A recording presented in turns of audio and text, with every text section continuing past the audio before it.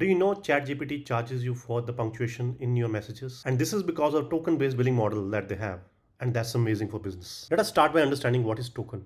Most people think if they're sending an input text to ChatGPT, then every word in input is a token. And that is wrong. First of all, words are not tokens. Then what is token? Let us take an example. Here, understanding is made of three words: under, stand, and ing. LLMs treat all of these subwords as tokens. So understanding will be mapped to three tokens: one for under, one for stand, and one for ing. But why do we need tokens? Why can't words directly be used by LLMs?